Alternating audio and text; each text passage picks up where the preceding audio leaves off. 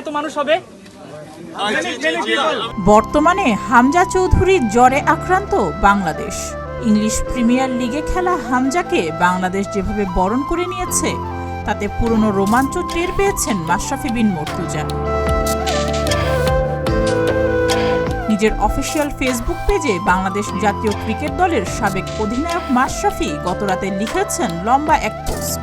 ভারতের বিপক্ষে ম্যাচ ও সামনের দিনগুলির জন্য হামজাকে শুভকামনা জানিয়ে দেশের অন্যতম সেরা অধিনায়ক মাশরাফি লিখেছেন, বাংলাদেশের ফুটবলে আপনাকে স্বাগত হামজা দেওয়ান চৌধুরী। আপনার আগমনে প্রথম প্রেমের সেই রোমাঞ্চ যেন আবার টের পাচ্ছি, যে প্রেমের নাম ফুটবল। আমাদের ছেলেবেলায় শৈশব কৈশোরে ফুটবল ঘিরে যে উন্মাদনা ছিল, কয়েকদিন ধরে বাংলাদেশের ফুটবলে যেন সেই দিনগুলোই ফিরে এসেছে। মাশরাফি আরও লিখেন, ইংলিশ প্রিমিয়ার লিগে খেলা একজন ফুটবলার আমাদের দলে খেলেন, এটা দেশের জন্য বড় পাওয়া।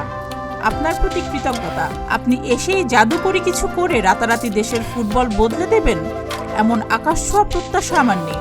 মাঠে একজন ডিফেন্সিভ মিডফিল্ডারের ভূমিকাও আমার জানা রয়েছে। শুধু আশা করব আপনার ছোঁয়ায় আর্জেন্টিনা, ব্রাজিল দল বা ইউরোপিয়ান ক্লাব ফুটবলের মতোই নতুন প্রজন্ম বাংলাদেশের ফুটবলকে আপন করে নেবে। বাংলাদেশের বিপক্ষে ম্যাচ ও সামনের দিনগুলির জন্য শুভকামনা হামজা। শুভকামনা বাংলাদেশ ফুটবল দল। এর আগে লিওনেল মেসি, জিনেদিন জিদানের মতো ফুটবল কিংবদন্তিরা বাংলাদেশে এসে ঘুরে গেছেন। তারা আশায় ক্ষণিকের জন্য হলেও ফুটবলে নতুন হাওয়া লেগেছিল। হামজার হাত ধরেই বাংলাদেশের ফুটবল পুরনোরূপে ফিরবে, এমনটাই আশা সবার।